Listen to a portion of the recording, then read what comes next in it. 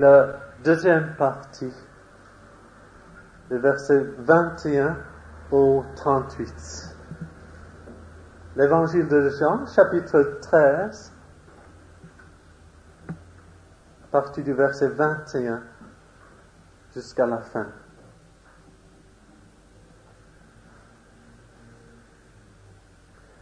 Ayant ainsi parlé, Jésus fut troublé en son esprit et dit expressément, en vérité, je vous le dis, l'un de vous me livrera.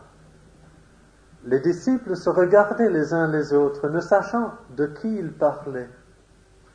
Un des disciples, celui que Jésus aimait, était couché sur le sein de Jésus. Simon-Pierre lui fit signe de demander qui était celui dont Jésus parlait. Et ce disciple, s'étant penché sur la poitrine de Jésus, lui dit, « Seigneur, qui est-ce » Jésus répondit, « C'est celui à qui je donnerai le morceau trempé. » Et ayant trempé le morceau, il le donna à Judas, fils de Simon, l'Iscariote. Dès que le morceau fut donné, Satan entra dans Judas. Jésus lui dit, « Ce que tu fais, fais-le promptement. » Mais aucun de ceux qui étaient à table ne comprit pourquoi il lui disait cela, car quelques-uns pensaient que, comme Judas avait la bourse, Jésus voulait lui dire, « Achète ce dont nous avons besoin pour la fête », ou qu'il lui commandait de donner quelque chose aux pauvres. Judas, ayant pris le morceau, se hâta de sortir. Il était nuit. Lorsque Judas fut sorti, Jésus dit, « Maintenant, le Fils de l'homme a été glorifié, et Dieu a été glorifié en lui. Si Dieu a été glorifié en lui, Dieu aussi le glorifiera en lui-même, et il le glorifiera bientôt. Mes petits enfants, je suis pour peu de temps encore avec vous. Vous me chercherez. Et comme je l'ai dit aux Juifs, vous ne pourrez venir où je vais. Je vous le dis aussi maintenant. Je vous donne un commandement nouveau. Aimez-vous les uns les autres, comme je vous ai aimés.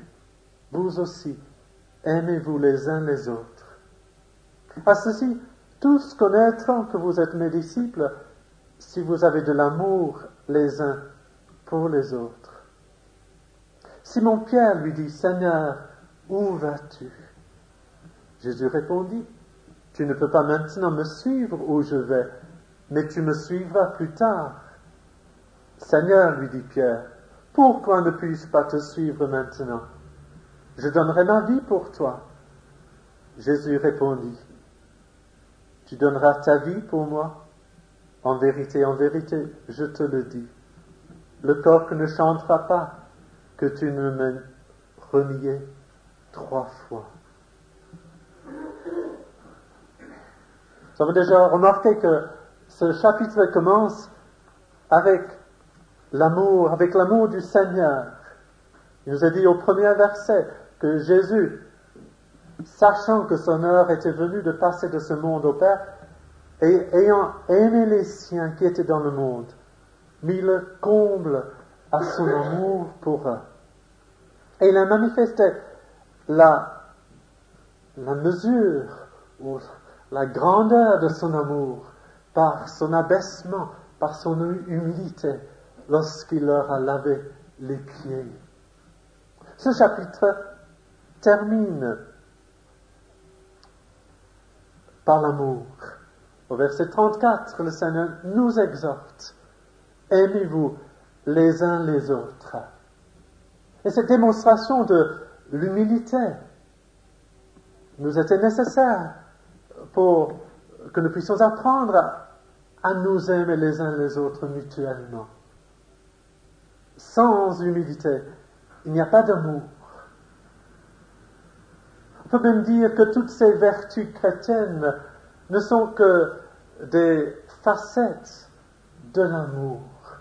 Ce sont des éléments dont l'amour réel, l'amour chrétien est formé. Vous vous souvenez de ce que l'apôtre Paul écrit aux Corinthiens, au chapitre 13, l'amour est patient. La patience est une facette de l'amour.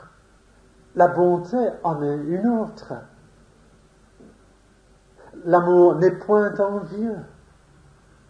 Il n'y a pas d'envie, pas de jalousie dans l'amour, pas d'orgueil, pas de malhonnêteté, pas d'égoïsme, pas de colère, pas de suspicion.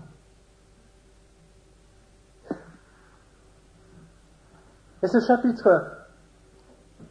dans ce chapitre, Jean a voulu nous montrer que pour bien aimer, il faut l'humilité.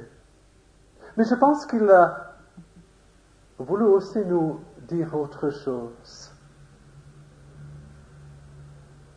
À côté de l'humilité, il nous donne aussi une leçon de sincérité. Nous avons dit qu'il faut être humble pour entrer dans le royaume de Dieu. La première béatitude, c'est heureux ceux qui sont pauvres en esprit, car le royaume de Dieu leur appartient. Mais une autre béatitude dit, heureux ceux qui ont le cœur pur, car ils verront Dieu. Je pense que Jean a voulu souligner dans ce chapitre l'importance de ces deux choses, de la sincérité, aussi bien que l'humilité. En mettant ensemble ces deux histoires, l'histoire de Pierre et de Judas. Dans l'espace de quelques versets, il nous montre comment les deux allaient renier le Seigneur. Mais leur reniement a eu deux issues différentes. Pierre a renié le Seigneur avec imprécation, avec juron, 3 fois, 3 reprises. Mais il s'en est repenti. Il a été rétabli comme apôtre. Il est devenu un serviteur de Dieu fidèle, fructueux. Judas a trahi le Seigneur. Il en a eu le remords. Il a vu l'erreur de son geste. Et il est allé se pendre. Qu'est-ce qui fait la différence entre ces deux reniements? Je crois que c'est la sincérité. Pierre était sincère, au moins au début, au départ. Il était sincère, il était orgueilleux, bien sûr, il était trop confiant de lui-même, mais son cœur était à la bonne place. Il ne jouait pas la comédie, il se croyait fort, il voulait aller avec le Seigneur, accompagner le Seigneur, il voulait lui être fidèle. Par la suite, il est devenu hypocrite, par crainte, par peur. Il a mis son masque, il a prétendu qu'il ne connaissait pas le Seigneur. Mais au début, il était sincère. Alors que Judas, depuis le début, il avait pris l'habitude de jouer la comédie. Il n'y avait plus de sincérité dans son cœur.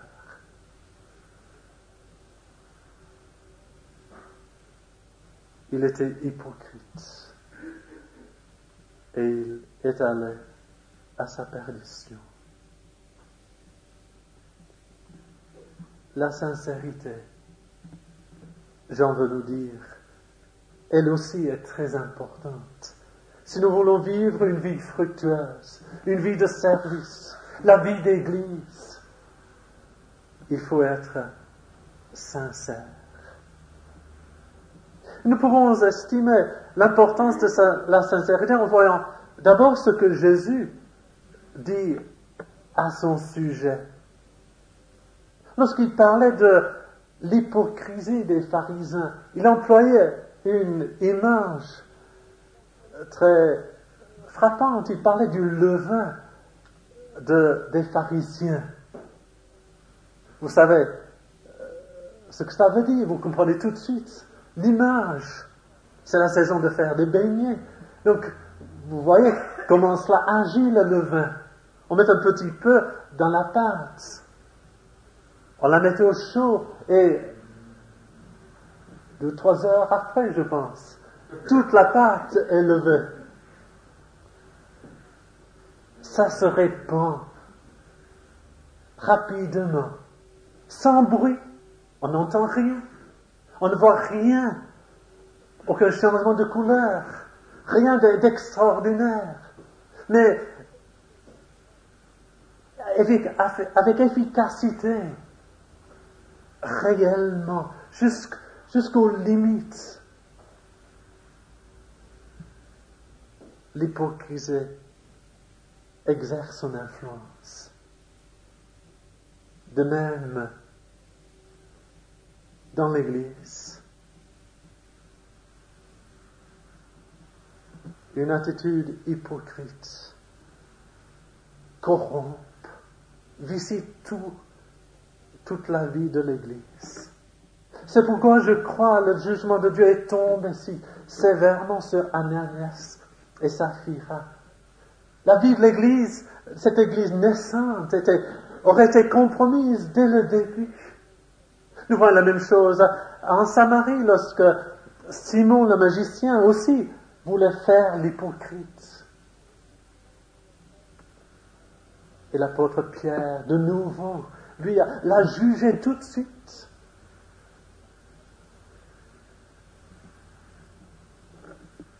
Et si aujourd'hui Dieu frappait aussi rapidement notre hypocrisie, où serions-nous?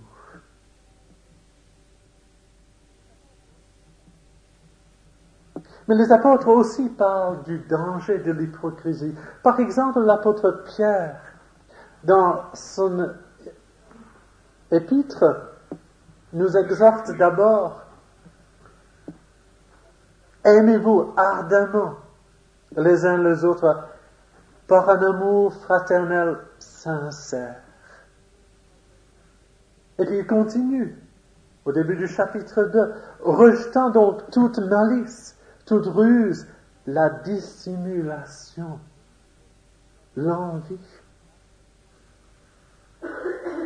Approchez-vous de Jésus-Christ, pierre vivante, pour former une maison spirituelle, un saint sacerdoce, afin d'offrir des victimes spirituelles agréables à Dieu par Jésus-Christ. Sans franchise, sans sincérité, il est impossible d'aimer. L'amour fraternel ne peut pas se développer là où il n'y a pas de sincérité. On ne peut pas former une communauté, un temple pour servir le Seigneur. On ne peut pas lui offrir des sacrifices agréables s'il n'y a pas de franchise, de sincérité. Impossible de construire une communauté si l'hypocrisie y est pratiquée. Parce que lorsque l'amour rencontre l'hypocrite, que peut-il faire? Que faites-vous lorsque vous vous rendez compte que vous parlez avec un hypocrite?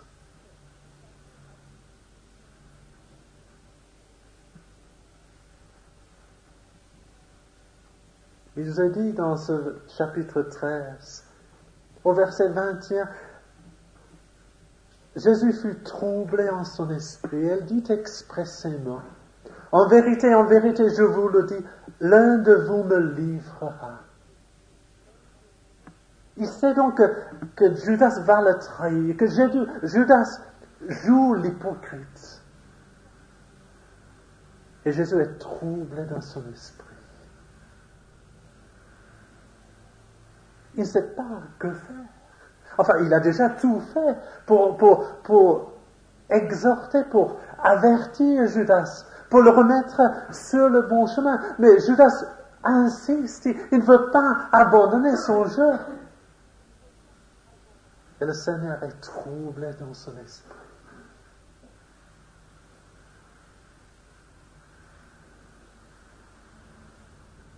L'amour est paralysé par l'hypocrisie.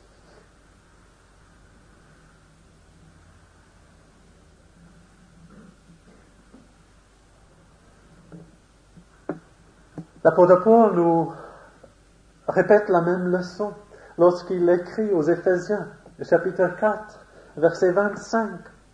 Il dit aux Éphésiens, « Renoncez au mensonge, et que chacun de vous parle selon la vérité à son prochain, car nous sommes membres les uns des autres. » Donc, d'une façon négative, renoncez au mensonge.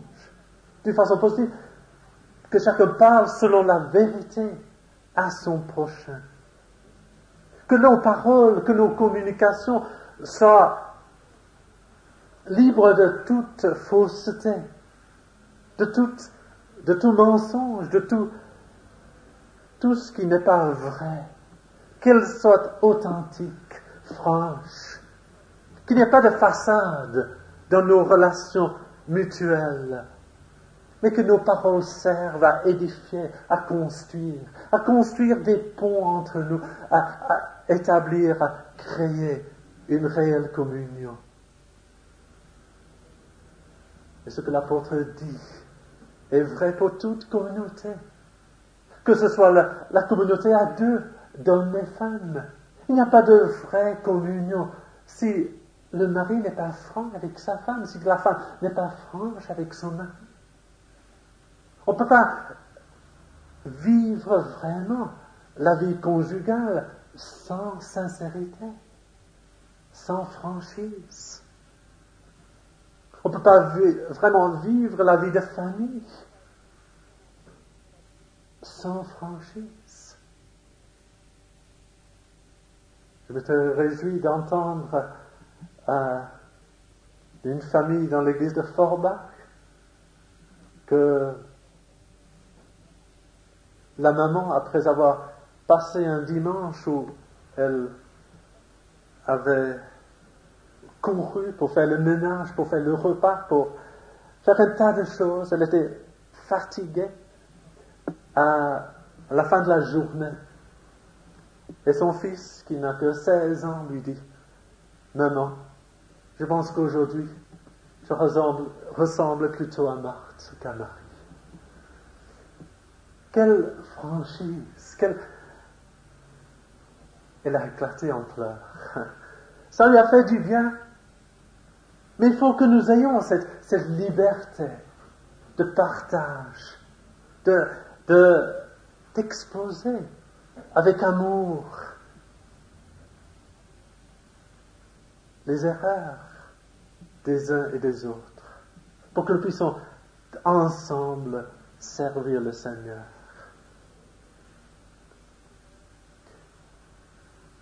Mais pour voir l'importance de la sincérité, regardons dans ce chapitre la vie de Judas.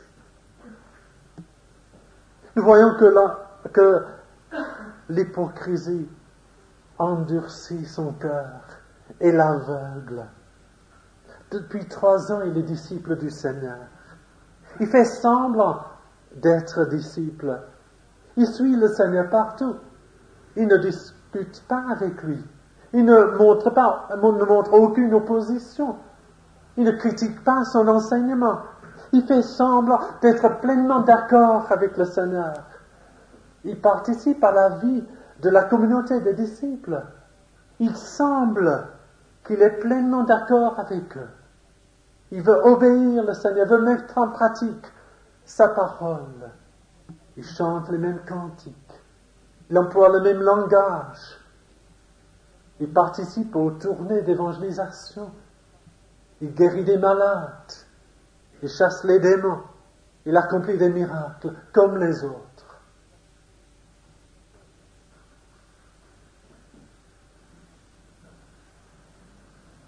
Et ce soir, assistant à ce dernier repas du Seigneur, ayant déjà convenu avec les sacrificateurs de livrer Jésus pour de l'argent.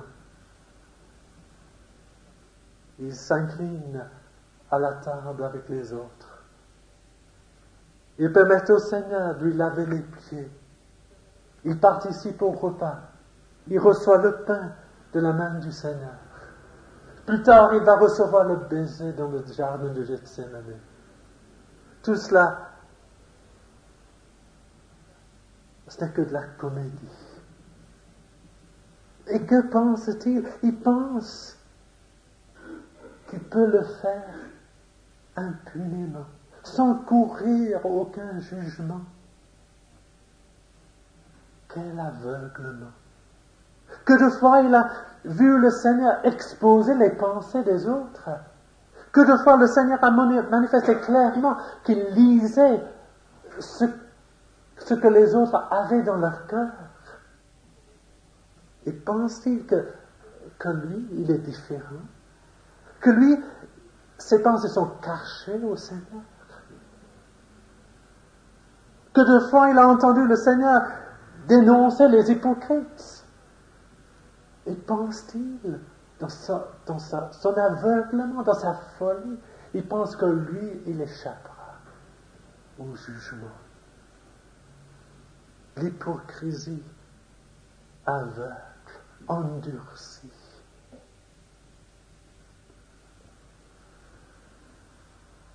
L'apôtre Paul emploie une expression dans la première épître à Timothée. Il dit que les hypocrites qui viendront, les faux docteurs, auront la conscience cauterisée. C'est-à-dire, il n'y aura aucune sensibilité dans leur conscience. Cauterisée, ça veut dire brûler. La chair est morte là où elle a été cauterisée. Leur conscience est morte. La conscience de Judas était morte, insensible. Et ce que Jean veut nous dire, c'est que nous courons aussi le même risque.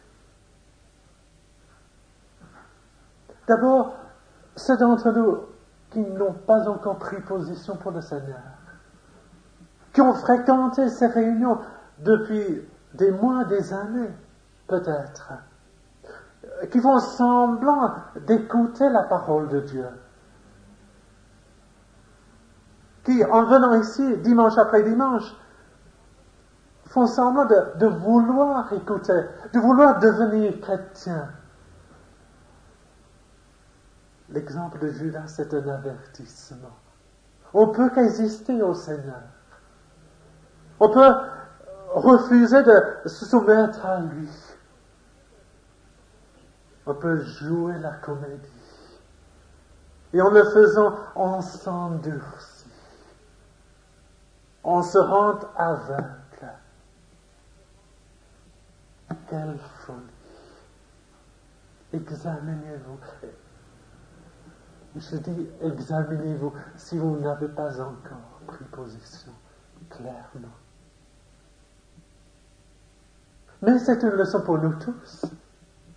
Ce n'est pas seulement les incroyants, les incrédules qui font l'hypocrite. C'est un exemple pour tous ceux qui se disent chrétiens. Nous pouvons aussi être aveugles. Nous pouvons aussi être hypocrites. Qu'est-ce que c'est, en somme, la cause de l'hypocrisie? Je crois que c'est le refus d'accepter ce que le Seigneur Jésus dit au chapitre 12, versets 24 et 25. Le Seigneur souligne bien, en vérité, je vous le dis, si le grain de blé qui est tombé en terre ne meurt, il reste seul. Mais s'il meurt, il porte beaucoup de fruits. Celui qui aime sa vie la perdra. Et celui qui hait sa vie dans ce monde la conservera pour la vie éternelle. C'est là la racine de l'hypocrisie. Le refus de se soumettre à Jésus-Christ, de mourir à soi-même, de porter la croix, de se charger de la croix du Seigneur et de le suivre jusqu'au bout. Nous le voyons dans la vie de l'apôtre Pierre. Je dis tout à l'heure qu'il était sincère. Je crois que c'était l'élément le plus frappant de la vie de Pierre. Il ne cachait pas ses sentiments. Il disait tout de suite, à haute voix, ce qu'il pensait. Il était toujours sincère. Sauf quand il avait peur. Il avait peur lorsqu'il était accusé d'être disciple de Jésus-Christ. Il a renié le Seigneur 3 fois. Il avait peur plus tard lorsqu'il était parmi les Galates et les Juifs sont venus. Et il a eu peur. Il a cessé de manger avec les Grecs et les gentils et il s'est mis de nouveau à manger uniquement avec les circoncis. La crainte des hommes peut nous pousser à l'hypocrisie. On prétend qu'on n'est pas chrétien, on se tait, on adopte une attitude non chrétienne, on refuse de prendre position par peur de ce que les autres diront. On fait semblant d'être autre chose. On met le masque. C'est ça ce que veut dire hypocrite. Ça vient du mot grec, acteur. Les acteurs portaient des masques. Combien de fois nous aussi, nous ne voulons pas que les autres sachent que nous sommes des chrétiens. On met le masque. On peut être hypocrite aussi facilement que ces 12 apôtres étaient hypocrites ce soir-là. Ils étaient réunis autour de la table du Seigneur, comme les disciples, comme ceux qui voulaient suivre le Seigneur de tout leur cœur. Mais leur pensée était loin. Leur pensée était bien différente de celle du Seigneur. Eux, ils pensaient, mais qui entre nous doit être le plus grand?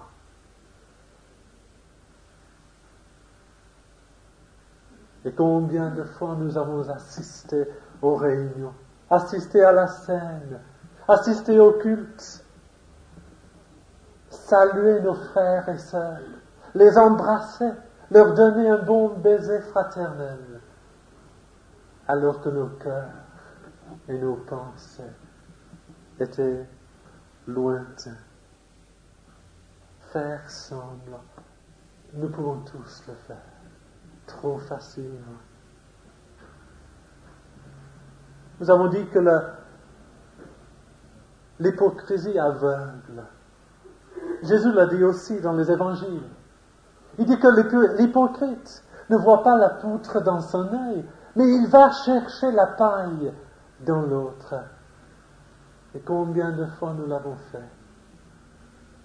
Critiquer les autres, prêts à les condamner, à les juger, alors qu'on ne voit pas la paille, la poutre dans notre propre œil. On ne voit pas ce qui cloche dans notre propre vie. Nous avons 2 mesures, comme les pharisiens d'autrefois. Si notre bœuf tombe dans la fosse, il faut le sortir tout de suite. Mais si l'autre a un bras desséché depuis des années, il n'a qu'à attendre. Demain, ce ne sera pas le sabbat. Il peut se faire guérir plus tard. Combien de fois nous avons 2 mesures dans notre vie pour critiquer, pour condamner les autres, alors que nous permettons de notre propre vie tant de compromis et de péchés. Nous sommes hypocrites aussi lorsque nous voulons réduire la vie chrétienne à une série de règles. Mais bien sûr, nous choisissons des règles qui nous conviennent à nous. Nous grossissons les règles ou l'importance des règles que nous trouvons faciles. et nous négligeons les règles que nous n'aimons pas. Quand je vous ai déjà dit qu'il y a un niveau spirituel qui dit un bon chrétien, c'est celui qui ne fume pas, qui ne crache pas, qui ne mâche pas du tabac et qui ne va pas au cinéma. Des choses qui n'intéressent pas la plupart des gens. Donc c'est facile d'être ce genre de chrétien.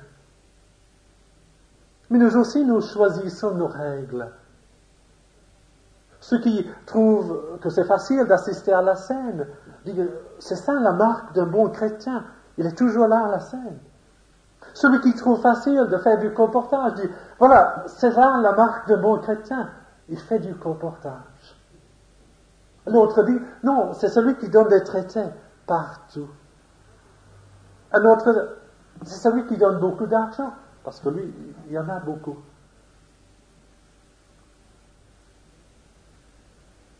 Nous pouvons déformer la vie chrétienne par nos petites règles.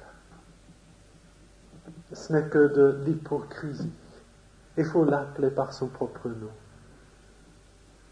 Nous avons passé assez de temps là-dessus. Quel est le remède à l'hypocrisie? Je pense que c'est ça que Jean veut nous montrer dans ce chapitre également. Et il est important, je pense, de remarquer qu'il ne parle pas de l'institution de la scène. Il aurait pu le faire, mais il n'en dit rien. Nous savons, d'après les autres évangiles, que c'était à ce moment-là que le Seigneur a institué la scène, lors du dernier repas. Pourquoi Jean n'en parle-t-il pas? Je pense qu'il n'en parle pas parce qu'il ne veut pas que nous exagérions l'importance de la scène. Si, comme l'Église catholique dit, la messe, comme elle l'appelle, était vraiment le centre de la vie chrétienne, Jean, sûrement, il en aurait parlé. Mais la scène n'a pas cette importance. La scène est importante. Elle est aussi importante que la prédication de l'Évangile, que la prière, que la lecture de la parole de Dieu, que l'adoration, que l'évangélisation. Elle fait partie de la vie chrétienne. Une partie essentielle. Vous ne me demandez pas, est-ce que vous préfériez de manger ou de boire? J'aime les deux. Et il me faut les deux pour vivre. Je ne peux pas choisir de respirer. Entre respirer ou laisser battre mon cœur. Il faut que mes poumons marchent et que mon cœur marche aussi. De même, pour la vie chrétienne, il faut toutes ces choses. Il ne faut pas exagérer l'un ni l'autre. Mais je pense que Jean n'a pas mentionné la scène. Parce qu'on peut assister à la scène tout en étant hypocrite. Mais l'essentiel, ce n'est pas assister ou ne pas assister à la scène. L'essentiel, c'est de marcher en communion avec le Seigneur. Et c'est ce que nous voyons dans ce chapitre. C'est que ces apôtres sont là devant le Seigneur. Et leur attitude, c'est de s'exposer, de se laisser exposer, de se laisser sonder par le Seigneur. Lorsque Jésus dit, l'un de vous me livrera, les disciples se regardaient les uns les autres, ne sachant de qui ils parlaient. Ils restent là. Ils se demandent, est-ce moi? Qui est Seigneur? Ils écoutent ce que Jésus va leur dire. Ils écoutent le discours que Jésus leur donne. Ils se laissent guider, former, sonder, purifier par la parole du Seigneur. C'est ce que nous devons faire. C'est ça le seul remède à l'hypocrisie. Une véritable communion avec le Seigneur. C'est ce que Jésus a dit dans le Sermon sur la montagne. Ne faites pas vos prières en public, au coin de la rue, comme les hommes. Ne faites pas votre aumône, ne sonne pas de la trompette, comme les hypocrites. Mais faites-le en secret. Et ton Père qui voit dans le secret te le rendra. C'est en communion avec le Père que nous faisons ces choses. Ne faites pas vos prières debout dans les synagogues pour être vus des hommes, mais entre dans ta chambre, prie ton Père qui est dans le lieu secret, et ton Père qui voit dans le secret te le rendra. C'est dans la communion avec le Père, une communion réelle. C'est là le remède à l'hypocrisie.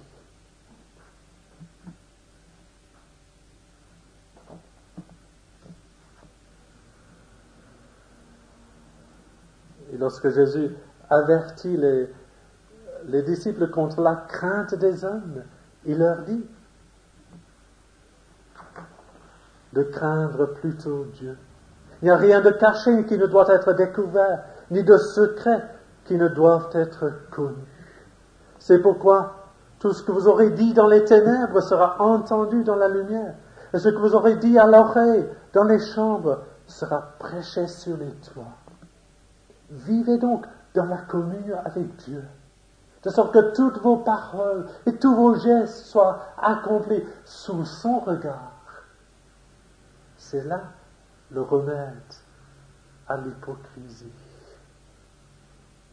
Et la scène, et la prédication de la parole de Dieu, la lecture de la Bible, la prière, la communion fraternelle, toutes ces choses sont des moyens pour nous exposer au regard du Seigneur, pour que nous marchions avec lui. Bien sûr, à la scène, nous nous exposons d'une façon particulière. Nous le faisons autrement que pendant le culte, autrement que pendant notre culte personnel. Mais cela doit être notre but, notre désir, que le Seigneur nous sonde, nous rappelle l'immensité de son amour, la grandeur de son humiliation, afin que nous nous rappelions que nous devions aussi suivre son exemple, vivre sincèrement en communion avec Dieu, vivre dans un amour parfait, sincère, avec nos frères et sœurs. Que Dieu nous aide donc, pour la gloire de son nom. Amen. Nous passons.